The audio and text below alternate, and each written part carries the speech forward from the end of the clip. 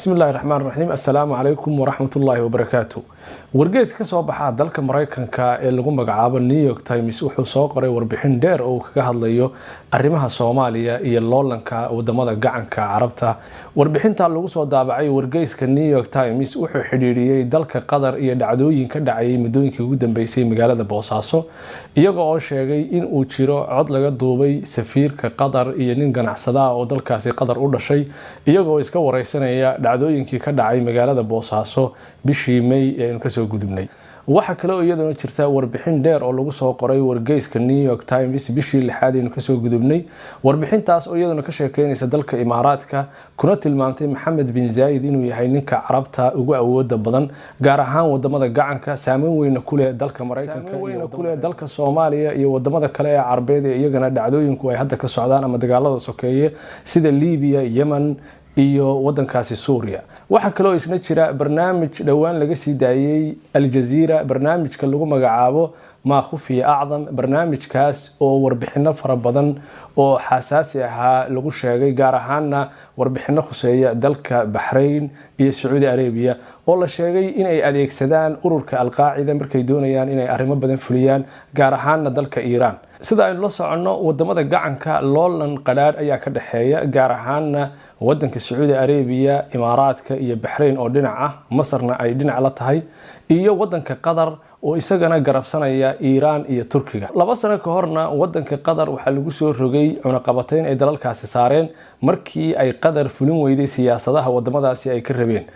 cunaqabatayntii Qatar lagu soo rogay wixii ka dambeeyay wadamada gacanka waxa ka dhaxeeyay loolan warbaahineed oo mid waliba midka kale wax allaale iyo wuxuu ka hayo uu ka sheegay iyo warbixino kale oo mid waliba uu doonayay kan kale in lagu dhibaateeyo gaar ahaan wadamada ay dagaaladu ka socdaan sokeeyo mid waliba midka kale ku eedeynayay in uu xiriir la leeyahay ururada argagixisada ah isla markaana ay fuliyaan arrimo fara badan oo ay dalalkaasi waxay ka mid noqotay goobaha ay ku loolamaan wadamada gacanka tan iyo markii Qatar la cunaqabateeyay ee Soomaaliya ay dhexdhexaad ka noqotay Qatar iyo Imaaraadka iyo Sacuudiga Soomaaliya waxay ku hayeen cadaadis fara badan cadaadiskaas oo ah mid walba uu doonayay in dhinaca kale uu raaco Soomaaliyana ay ka qaadatay mowqif dhexdhexaadnimo ilaa maanta ku taagan tahay sidaas ay tahay ayaa wali la kala jiidanaya dalka Soomaaliya oo goobo fara badan oo dalka Soomaaliya ka tirsan dal walba uu doonaya sidii uu xiriir gooni oo la yeelan lahaa dalka Imaaraadku wuxuu heshiis la saxday Puntland iyo Somaliland dekadaha Berberi iyo Boosaaso hadda ay gacanta ku haya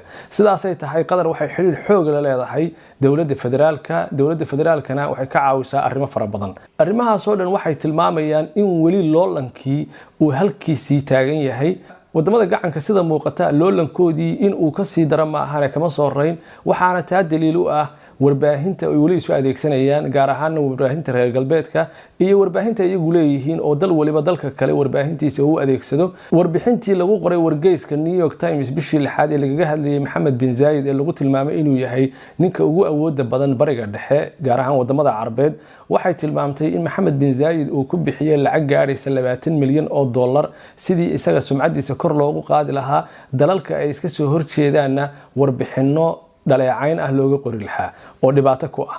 qadarna warbaahinteeda iyo warbaahinta caalamka waxay ku bixisay dhaqaale fara badan sidii ay isugu difaaci lahayd wadamada kalena ay u tusi lahayd in ay xiriir la leeyihiin barnaamijka dhawaan laga sii daayay Al Jazeera oo saameyn weyn ku yeeshay dalka Bahrain waxa lagu soo qaatay muuqaalo maqal iyo muuqaal ah oo ay sheegayaan raggii hawlaha fuliyay in wadanka Bahrain iyo Sacuudiguba ay hawshan ka dambeeyeen hawlaha ka fulinayeen oo ahaa badankoodu dhinaca Iran Qatar waxay soo bandhigtay laba nin oo maqal iyo muuqaal lagu daawaday oo sheegay in ay sirdoonka dalka Bahrain ay u adeegsadeen sidii ay Bahrain gudihiisa iyo Iran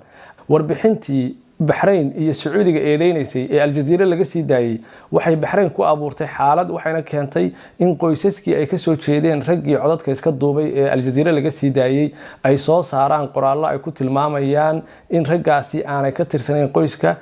dalkoodana ay khiyaameeyeen Qatar iyo Imaaraadku loolanka ugu weyn ayaa ka dhex taagan waxayna soo adeegsadaan warbaahinta caalamiga ah hadda warbixintan uu qoray wargeyska New York Times ee wadanka Qatar lagu tilmaamayo in dhacdooyinkii ka dhacay Boosaaso bishii May ay saameyn ku lahaayeen ama ay raad ku lahaayeen oo safiirka Qatar ee fadhiyo Muqdisho iyo nin ganacsada ah oo qadari arinta ay Boosaaso ka wada hadleen waxay keenaysaa ama tilmaamaysaa sida warbaahinta adduunka la isugu adeegsanayo. New York Times waxay sheegtay in codka la duubay ay hayaan wadamada ka soo horjeeda Qatar oo iyaga wadamo Carbeed ah oo sirdoonkoodu uu duubay ilaa haddana lama soo bandhigin, laakiinse waxay tilmaamaysaa loolanka u dhaxeeya wadamada gacanka iyo dhibaatada dhex taala halka ay gaarsiisan tahay. Qatar waxay soo bandhigtay barnaamijka Al Jazeera laga soo daayay rag bay soo deysay maqal iyo muuqaal ah. Kuwan kalena waxay sheegeen in ay Qatar ka hayaan cod ay safiirka iyo ninka ganacsadaha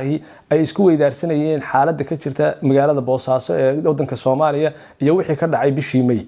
Isla markaana waxa la filayaa inay yihiin wadamadaasi afartii dawladood ee Qatar berigii dhaweyta saaray cunaqabataynta, kuwaas oo kala ah Sacuudiga, Imaaraadka, Bahrain iyo Masar. loolanka dalalka khaliijka ka dhaxeeya waxa laga dareemayaa warbaahintooda iyo barnaamijyada ay iska sameynayaan, dhaqaalaha ay ku bixinayaan iyo xogta ay raadinayaan. Al Jazeera waxay ku bixisay dhaqaale fara badan sidii u heli lahayd maqalka iyo muuqaalka. wadamadan kalena sidii codad u duubi lahaayeen barnaamijyo u soo iibsadeen dhaqaalahoodu uu aad u badan yahay oo ay uga soo iibsadeen dalal kale si ay u basaasaan telefoonada dalalkaas ay hayaan, gaar ahaan Qatar. barnaamijyadan waxa laga soo iibsadaa Israa'iil oo tiknoolajiyada xagga basaasnimada ah ku horumartay. barnaamijyadaas oo qofka telefoonkiisa gacanta u dhici kara, codadna ka duubi kara, wax kasta oo uu ku qabsadana laga heli karo. barnaamij kamid ah barnaamijyadaas waxaa la sheegay Imaaraadka iyo Sacuudigu inay ku bixiyeen 40 milyan oo dollar sidii ay ugu basaasi lahaayeen telefoonada dalalka Qatar iyo Turkiga oo in badan isayeen muddooyinkii ugu dambeysay. loolanka wadamada gacanka ka dhaxeeya wuxuu labadii sano ee u dambeysay ka muuqday dalka Soomaaliya. dalka Soomaaliya sida aynu la soconno heshiisyo ayay la galeen dekedaha Berbera iyo Boosaaso. Qatar oo taageero weyn u muujisay dawladda ku meel gaarka ah oo muddooyinkii ugu dambeysayna dardar gelisay sidii ay wax uga qaban lahaayeen dalka Soomaaliya, gaar ahaanna mashruuca wadada Afgooye iyo Muqdisho, Afgooye iyo Jowharna dardar la geliyay oo hadda la bilaabay sidii wax looga qaban lahaa. sida ay warbixintii lagu daabacay New York Times bishii lixaad ay sheegtay, loolanka wadamada gacanku ma aha mid bilowday dhowaan, waa mid soo jiray muddo dheer. sidaas ay tahay ayaa Sacuudi Arabia iyo Imaaraadka oo hadda taxaaluf uu ka dhaxeeyo sidii ay ula dagaalami lahaayeen Xuuthiyiinta iyo Qatar iyo dalalka kale ee iska soo horjeedaan. dagaallo hore ayaa dhex maray Imaaraadka iyo Sacuudiga, kuwaasoo taariikho hore oo la soo maray ahaa. iyaguna isma jecla Sacuudiga iyo Imaaraadku, laakiin xilligan siday ula dagaalami lahaayeen Qatar iyo Turkiga iyo wadamada kale iska soo horjeedaan iyo ururka Ikhwaan Muslimiinka oo wadamadaasi ay ka urinayaan maahaane laftarkoodu dalalkaasi ma aha dalal xiriir qoto dheer uu ka dhaxeeyo. loolan baa ka dhaxeeya gaar ahaan qoysaska xukunka haya, qoyska reer Al Sacuud iyo qoyska reer Al Nahyan. dagaallo hore soo dhex maray. Qatar qoyska ka taliya iyo Imaaraadka qoyska ka taliya dagaallo hore soo dhex maray. Qatar iyo Bahrain dagaallo hore dhex maray. Kuwait iyo Sacuudiga dagaallo hore dhex maray. xaaladahaas oo dhan ayaa hore u jiri jiray wadamadaasi uga jiri jiray. tii ayaa keentay in haddana si kale la isu adeegsado.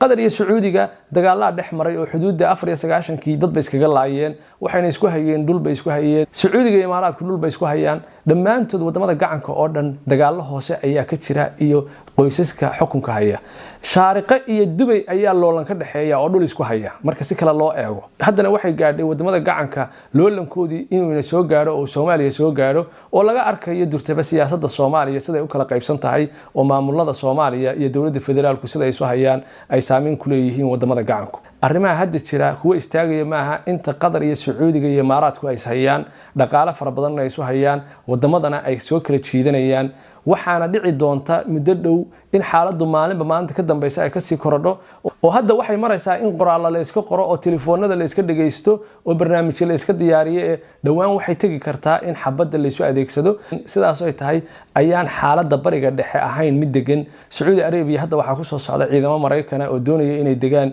oo 16 sano ka hor ka gurtay markii ay wadaadadii ka soo horjeeday ay Sacuudiga uga digeen in Mareykanku uu sii joogo wadanka Sacuudi Arabia oo Mareykanku ay ciidamadiisu saldhig ka dhigtaan jasiiradda Carabta. haddana waxaa soo kordhay Iiraan iyo Mareykanka isu goodinaya ee Sacuudiguna uu Mareykanka dabada ka riixayo. Iiraanna biyo mareenka muhiimka ah Hormuz waxay ku qabatay markab uu leeyahay dalka Ingiriisku oo ku xayiran dalka Iiraan. arrimahaas oo dhan waxay cadeynayaan xaaladda ku soo socota bariga dhexe. innagana saameyn bay nagu yeesheen, saameyntaasina way sii soconaysaa muddooyinka soo socda oo dhan. Qatar iyo Imaaraadkuna Soomaaliya waxay ka dhiganayaan goob ay ku loolamaan muddooyinka soo socda oo dhan. sidaas ay tahay doorashada dalka Soomaaliya waxaa ka haray